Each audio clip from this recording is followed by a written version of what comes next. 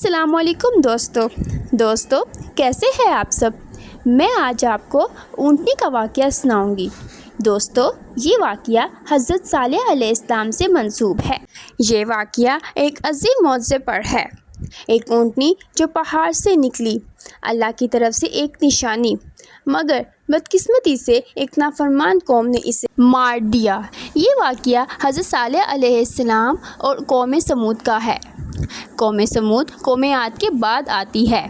یہ لوگ پہاڑوں کو کاٹ کر خوبصورت گھر بناتے تھے، دنیاوی طور پر ترقی یافتہ تھے، لیکن ایمان سے محروم تھے۔ حضرت صالح علیہ السلام نے فرمایا، اللہ کا حکم ہے کہ اس اونٹنی کو کوئی نقصان نہ پہنچایا جائے، ورنہ عذاب آ جائے گا۔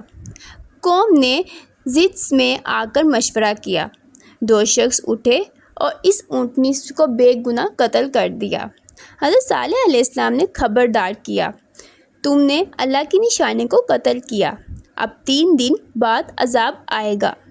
لیکن قوم ہنسی، مذاق اڑایا اور مزید بگڑ گئی۔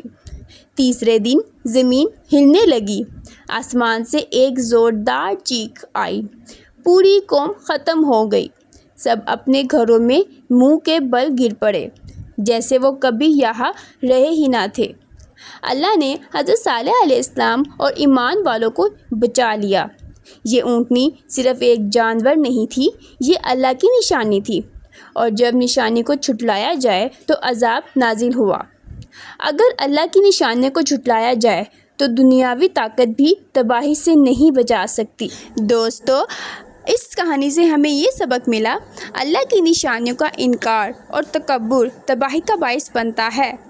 نمبر 2، نبی کی بات نہ ماننا اور ضد پر اڑ جانا اللہ کے عذاب کو دعوت دیتا ہے۔ نمبر 3، اطاعت، ایمان اور عاجزی ہی انسان کو نجات دلاتی ہے۔ اللہ کے احکام اور معجزات کا احترام کرنا ہر مومن کا فرض ہے۔ دوستو اگر آپ کو ہماری یہ ویڈیو اچھی لگی تو ہمیں کمنٹ میں ضرور بتائیں، تاکہ ہم مزید اس طرح کی ویڈیو آپ کے لیے لاتے رہیں۔